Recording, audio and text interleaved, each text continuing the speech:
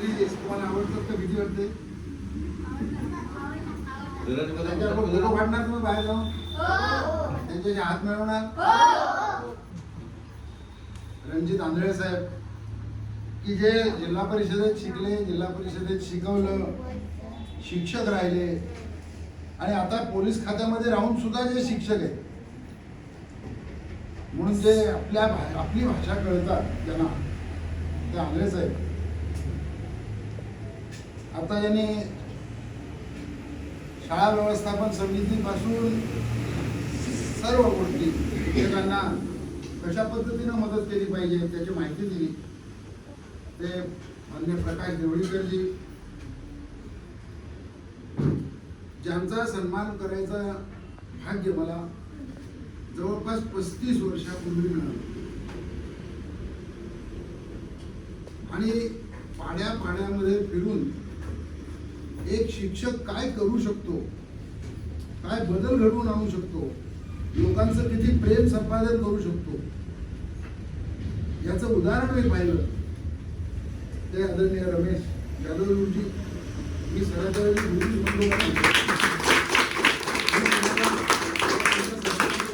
सर्व गुरुजी होता, नंतर तुम्ही सर झाला. माझे मित्र आणि आगरी सेनेचे भूपेश कडुलकरजी, आपल्या शाळेच्या शिक्षिका माननीय रोजेना परिणाबाई, माननीय शैलजा भोईबाई, या ठिकाणी उपस्थित असलेले देवानंद पाटील, निलेश वाघ, श्रमजीवी संघटनेचा तालुक्याचा अध्यक्ष प्रकाश गरेल, रमेश वांगड, इल्लू वायडा, सीमा पलते, बापू तुंबडा, परशुराम गायकर, दयानंद अंधेर, रामा भुयाळ आणि आम्हाला सर्वांना ज्यांनी एकत्र आणलं त्यांचं तुम्ही कौतुक करणार का? कसं करणार? टाळ्या वाजवणार? तुमच्या टाळ्या, हा आमच्या टाळ्या नाही, तुमच्या टाळ्या वाजवणार. कोणासाठी कोणासाठी वाजवणार? कुणासाठी वाजवणार? तुम्हाला हे दिलं, हे आवडलं की नाही? आता तुम्हाला पण मिळेल, ज्यांना मिळालं नाही त्यांच्यासाठी पण आहे.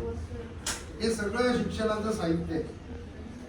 वया आहेत, 4 वया, 3 वया, 1 वही यांनी दिली, 4 वया आहेत, कंपास आहे, त्यानंतर रंगपेटी आहे आणि खाऊ पण आहे. तुम्हाला आवडलं का? हे ज्यांनी दिलं त्यांच्यासाठी टाळ्या वाजवा बरं.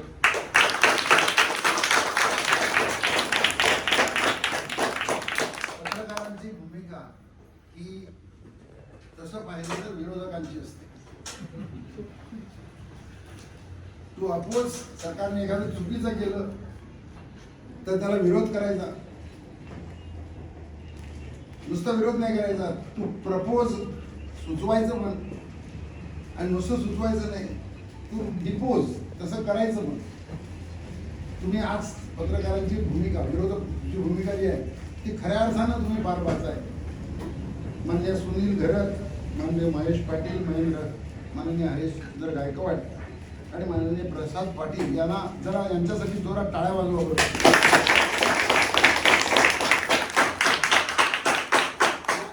आमच्या टाळ्या वाजवा, तुमच्या टाळ्या वाजवा.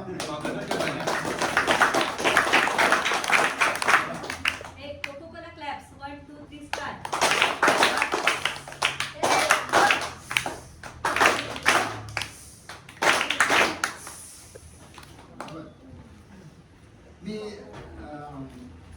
पत्रकार मित्रांना सांगेन, साने गुरुजींनी एक गोष्ट सांगितली, म्हणजे अनेक गोष्टी सांगितल्या, पण त्यातली सर्वात महत्वाची गोष्ट असं सांगितली, करी मनोरंजन जो मुलांचे जडेल नाते प्रभूशी तयार. तुमचं नातं आज प्रभूशी जोडले. तुम्ही मुलांना हे साहित्य नाही दिले, तुम्ही परमेश्वराची पुजारी आहे. आणि आपल्या समोर बसलेली तुम्ही सर्वजण जे आहात ते कोण आहात रे? तुम्ही कोण आहात? सांगा बरं, कोण कोण आहात तुम्ही? कोण आहात तुम्ही? सांगा बरं. मी तुला विचारलं तू कोण आहेस तर काय सांगशील? मुलगी आहे बघा. आणि तुला विचारलं काय सांगशील? मुलगा आहे. आणखी? मुलगा आहे, मुलगी आहे, आणखी कोण आहे?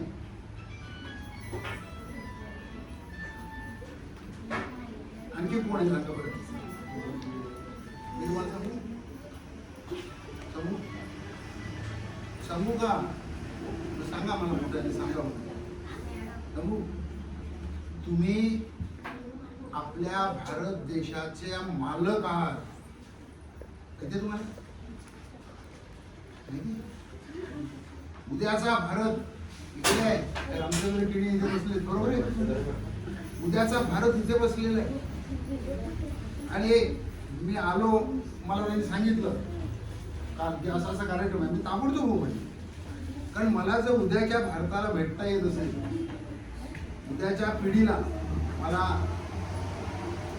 त्याचं दर्शन घेता येत असेल तर ती संधी आपण सोडणार नाही कधी. तुम्ही मला संधी दिली त्याबद्दल मनापासून आभार आहे. तुम्हाला गाणं आवडतं का गोष्ट आवडते?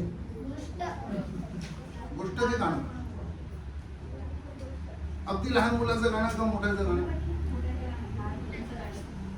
अगदी लहान मुलाचं. शेवड्या मुलाचं? तुमच्यात कोणाला आहे शेंबूड? नाही? तुला शेंबूड नाही होता की नाही? आईला विचार तुला. शेवड्याचं गाणं म्हणायचं? म्हणणार सर्व? मोठ्याने म्हणणार? हसू नका, हसू नका, ललू नका, ललू नका. जन्मत जन्मत ऐकाले, जन्मत जन्मत ऐकाले, गम्मत जम्मत गम्मत गम्मत गम्मत जम्मत ऐका. चला. गम्मत जम्मत जम्मत गम्मत गम्मत जम्मत ऐका.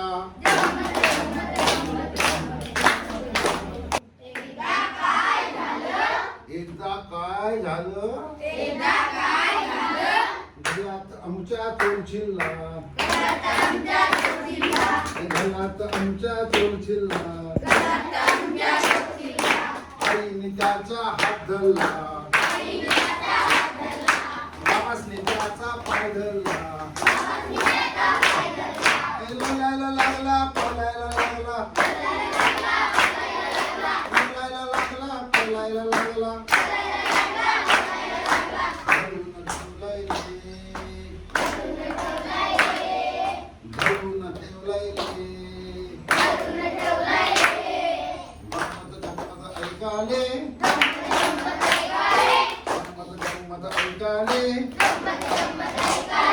गम्मत जम्मत गम्मत गम्मत गम्मत जम्मत ऐका.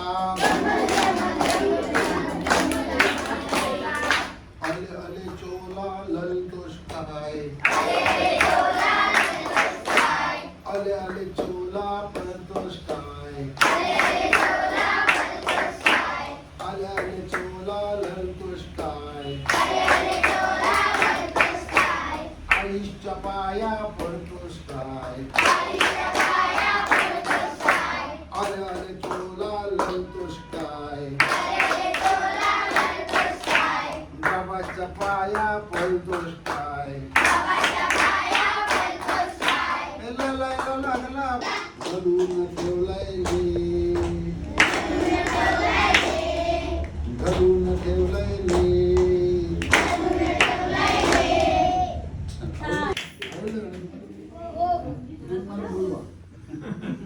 तुम्हाला जेव्हा तुमच्यापैकी कोणी रजेवर असेल ना तेव्हा मला बोलवा. तुम्हाला शिकवलं चालेल? नाचणार माझ्या बरोबर तुम्ही? गाडी म्हणणार? मला गोष्टी पण मी पण शाळेत शिकवलं. म्हणून शिक्षक म्हणजे वडील शिक्षक होते. मला त्यांनी वाढवलं तर शिक्षक. मी शिक्षक होतो, मी आजही शिक्षक आहे. तुम्हाला खूप पुढे जायचं, पुढे जायचं. तुम्ही शिकायचं आणि शिकताना अडचणी येणार का नाही येणार? थांबायचं का? अडचणी आल्यावर थांबायचं का? अडचणीवर काय करायचं? उड्या मारायचं. अडचण आली की उडी मारायचं आणि पुढे जायचं. त्याला म्हणतात अडचणीवर मात करायची, पुढे जायचं. थांबायचं का? थांबायचं का? खूप जोरात जायचं आणि मध्ये झोपायचं का? कोणाची गोष्ट आहे? तो खूप पळाला.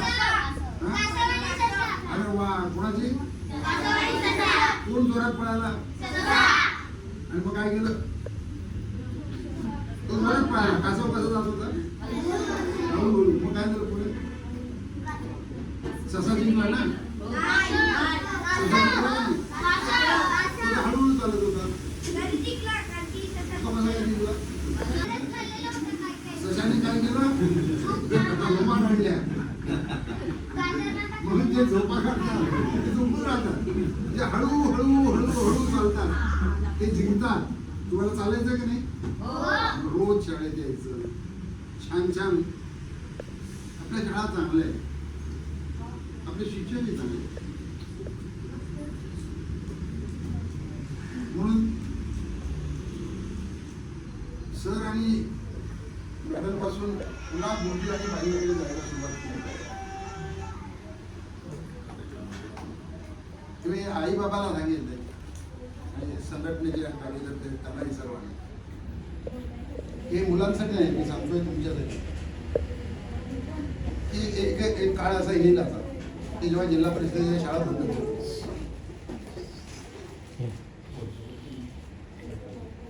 आपल्याला ती परिस्थिती येऊ द्यायची नाही. कारण जिल्हा परिषदेच्या शाळेत येणारी जी मुलं आहेत, जी दुसऱ्याकडे जाऊ शकत नाही, तीच मुलं आहेत. आणि आपल्या देशामध्ये आंध्रे साहेब, आम्ही अभिमानाने सांगतो, मला त्याची लाज वाटते की 80 कोटी लोक कुंभाच्या धान्यावर जगतात. हे अभिमानाने सांगतात आमच्या राजकारणी. अशी लाज वाटायला पाहिजे की 80 कोटी लोकांना स्वतःचं अन्न घ्यायला पैसे नाही. जे स्वतःचं अन्न घ्यायला ज्यांच्याकडे पैसे नाही, ते आपल्या मुलांना कसं शिकवणार? तुम्ही संघटित व्हायला पाहिजे. आणि जिल्हा परिषदांच्या शाळांच्या मधली परिस्थिती आंध्रे काय आहे रमेशजी? देवळीकर साहेब, पडळकर साहेब, परिस्थिती काय आहे? तर 9वी आणि 10वीचे जिल्हा परिषदेने वर्ग सुरू केले. आपल्या जिल्ह्यात 52 वर्ग सुरू केले. 52 शाळांच्या मध्ये 9वीच्या आणि 10वीचे ते जिल्हा परिषदेने चालवले. आणि जिल्हा परिषदेकडे निधी नाही म्हणून ते बंद केले.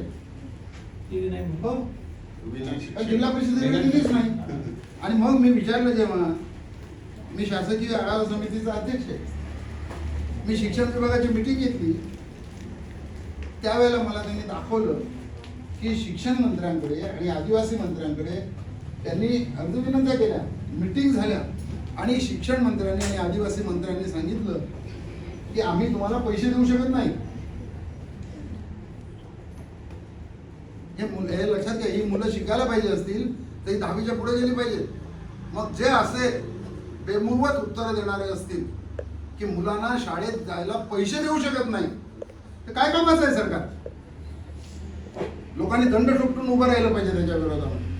की तुमच्याकडे 1 किलोमीटर बांधायचं असेल मेट्रो, 1 किलोमीटर मेट्रो बांधायची असेल तर 1,500 कोटी रुपये खर्च करतात 1 किलोमीटर. मी आजच वाचलो की 16 किलोमीटरची वसई विरार मेट्रो सुरू होणार, त्याच्याकरता करोडो रुपये खर्च करतात. आणि जिल्हा परिषदेच्या आमच्या शाळांना रंगरंगोटी करायला 10,000 सुद्धा नाही. ही काय परिस्थिती आहे? आणि ही परिस्थिती आहे कारण आपण सहन करतो, आपण ऐकून घेतो.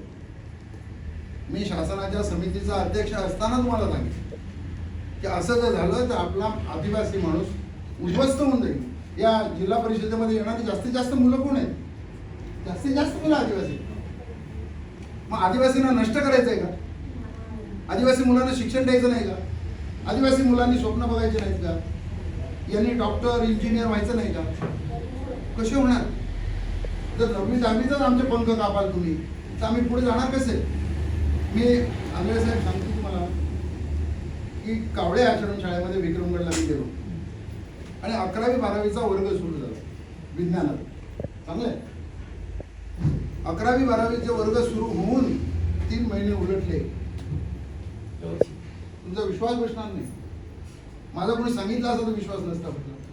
11वी 12वी विज्ञानाच्या शाखेला एकही शिक्षक नाही. एकही शिक्षक नाही. मी जवळच्या देहरे आश्रम शाळेमध्ये गेलो. तिथे 10वीची मुलं माझ्याकडे आली आणि म्हणाली की भाऊ आम्हाला शिकायचं आहे, आम्हाला डॉक्टर व्हायचं आहे, इंजिनियर व्हायचं आहे, आम्हाला 10वीला चांगले मार्क मिळाले पाहिजेत, पण आम्हाला इंग्लिशला शिक्षकच नाही. काय परिस्थिती आहे? मी आजच महाराष्ट्राच्या माननीय मुख्यमंत्र्यांना लिहिलंय की हा जो असंतोष आहे तो देशभरामध्ये आता उसळलाय. त्याची दखल घ्या आणि उद्याचं भविष्य सुरक्षित करा. ते जर नाही केलं तर माझ्यातला संघटक शांत राहणार नाही. मग तुमच्या आढावा समिती अध्यक्षपद वगैरे बाजूला ठेवून लोकांच्या बरोबर रस्त्यावर आल्याशिवाय पर्याय राहणार नाही. ही परिस्थिती. नाही तर जगायचं कसं? तुम्हाला जायचं नाही रे पुढे. तुमच्या आई बाबाला सांगायचं आम्हाला शिकायचं, सांगाल. आणि आई बाबाला सांगायचं आमच्यासाठी भांडायचं ना, भांडायला जा, आम्हाला शिकू दे. आणि मुलांनी पण एकत्र व्हायचं. मी तुम्हाला सांगितलं तुम्ही देशाचे मालक आहे. भारताचं संविधान आहे. तुम्हाला गेलं का संविधानाचा पहिल्या पाण्याला शिकवलं जातो. उद्देशिका काय? उद्देशिका काय म्हणता तुम्ही? काय म्हणता? काय म्हणता? परत म्हणा. मोठ्याने म्हणा. तुमच्या आई बाबांनी आणि संघटनेच्या बाकीच्या इथे आपण बाकीच्या मोठ्याने म्हणू. मोठ्या लोकांनी मोठ्याने म्हणा. आम्ही भारताचे लोक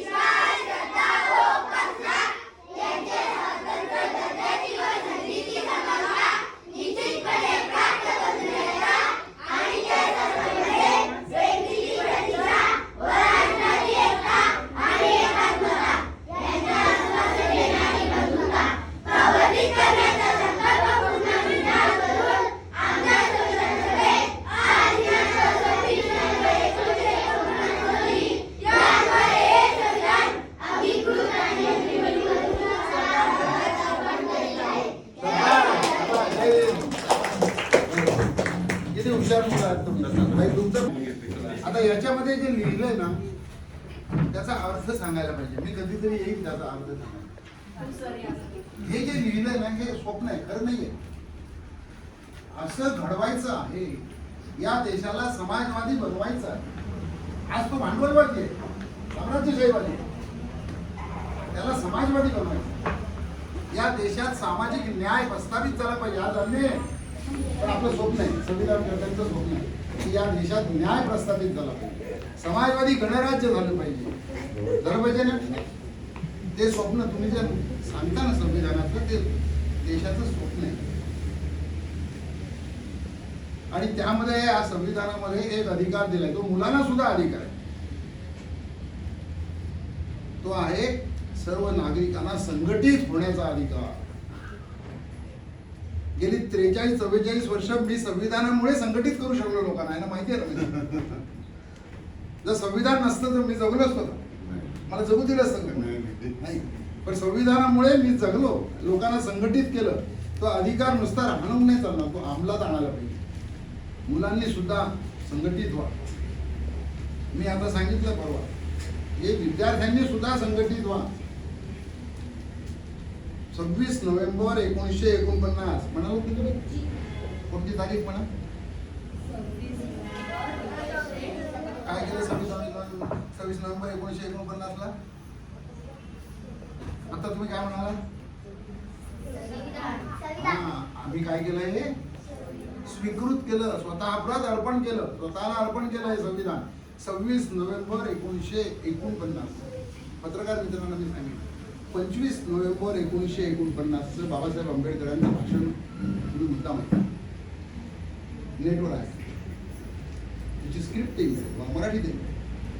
त्यामध्ये बाबासाहेबांनी संविधान दुसऱ्या दिवशी मंजूर होणार, ते शेवटच्या दिवशी ज्यावेळेला मसुदा समितीचं म्हणून त्यांनी ते संविधान सभेसमोर ठेवलं, त्यावेळेला बाबासाहेबांनी इशारा दिला की आपण एका नव्या आणि विरोधाभास असणाऱ्या जगामध्ये प्रवेश करतो. त्यावेळेला राजनैतिक समता आपण दिलेली आहे.